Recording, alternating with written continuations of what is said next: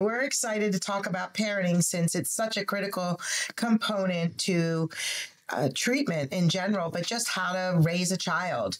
We did a recent episode called The 4 Different Parenting Styles, which is episode 33, where we talked about the different parenting styles, the effect and impact on treatment, and different descriptions of all of them. So which were the ones we talked about? We talked about authoritative parenting, which is going to be the main type of parenting we're going to talk about today. Authoritarian, permissive parenting, and then also uninvolved. So those are the 4 parenting styles. Right. So the most ideal is obviously authoritative. And one thing I want to say is that every family has a little bit of every type of parenting, right? Mm-hmm. So we're not robots. We didn't even come with manuals on how to parent, but research shows that authoritative parenting, and we're going to go over what that is.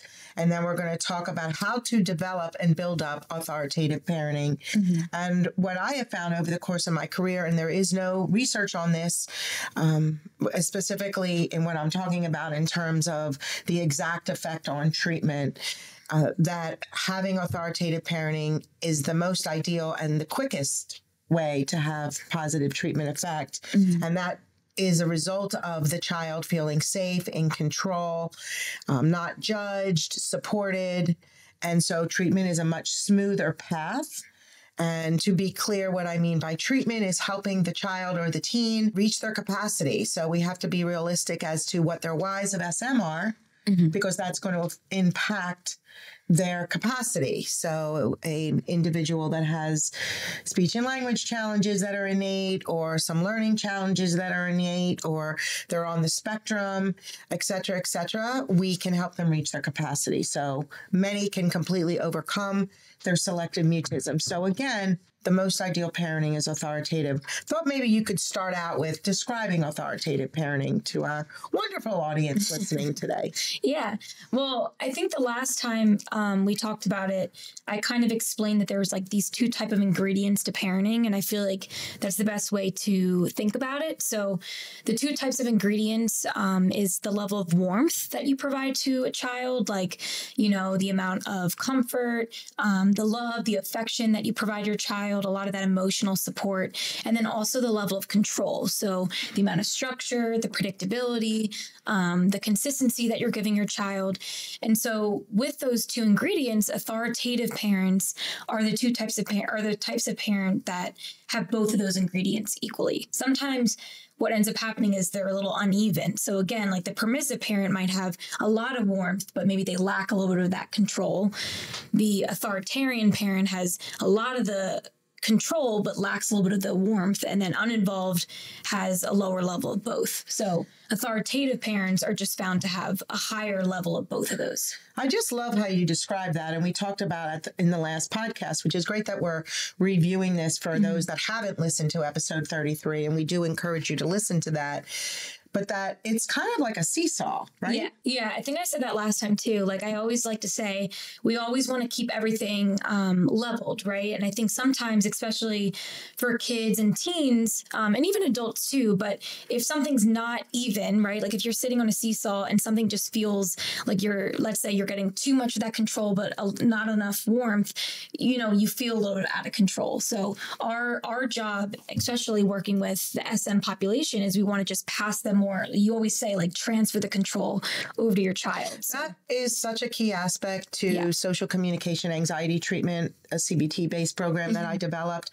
And when the researchers kind of analyzed SCAT, what was an overwhelming theme is transferring control to the child where they feel out of control. And when I think about the different types of parenting, authoritative is, like you said, the most balanced, which we're going to go into, but authoritarian, where it's like my way or the highway parenting, the child feels very out of control because they're being told everything and they have no control. And that's very frustrating.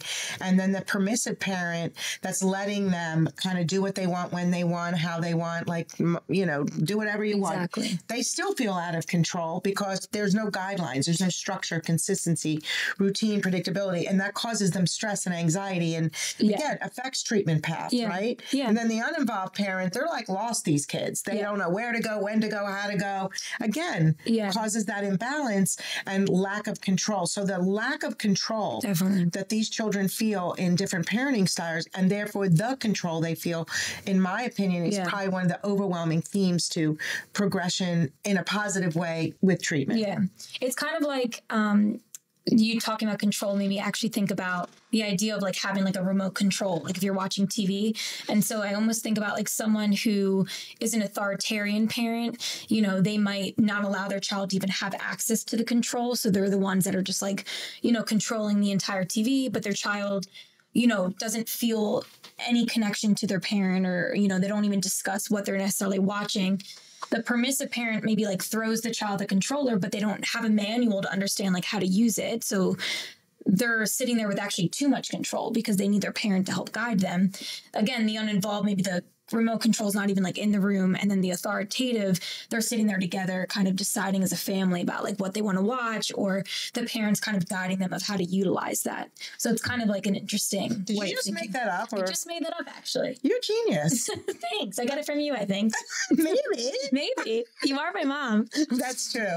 But I did just make that up. That's right. That's Thanks. amazing. That's what happens when like you raise somebody and they're with you all the time and they just hear your thoughts. That was good. I love that. Thanks. Honestly, we didn't even prep for this podcast. This just came right out. Yeah, I know. I love it. Thanks. So I thought what we, of course.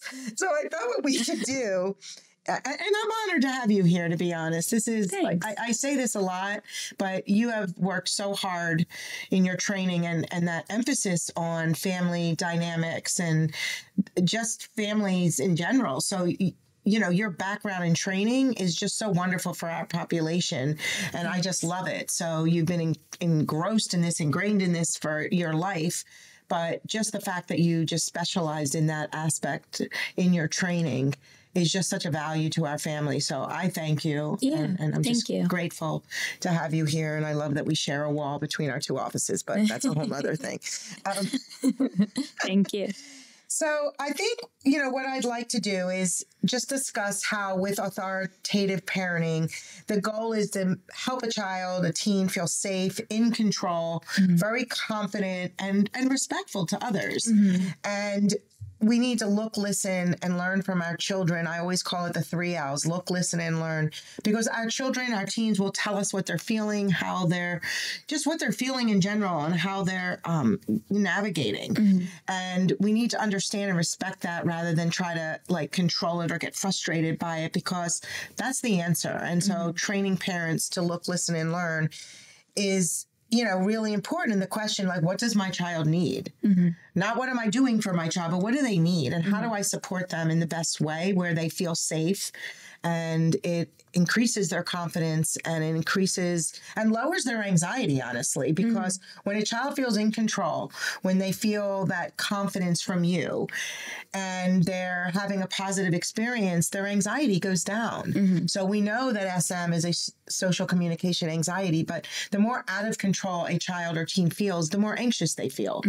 So this will inevitably lower anxiety by altering our parenting style, which again, for us, and I say this all the time, is, you know, when Communicamp was being developed, the intensive group treatment, I mean, of course we do this in our individual programs at the Smart Center, but our group program, Communicamp, for me, when we were starting this, the first thing I said is all day parent education, that yes, our children are important. And of course they need to experience the positiveness of their progression of communication and work on skills, and our clinicians work with them on skills.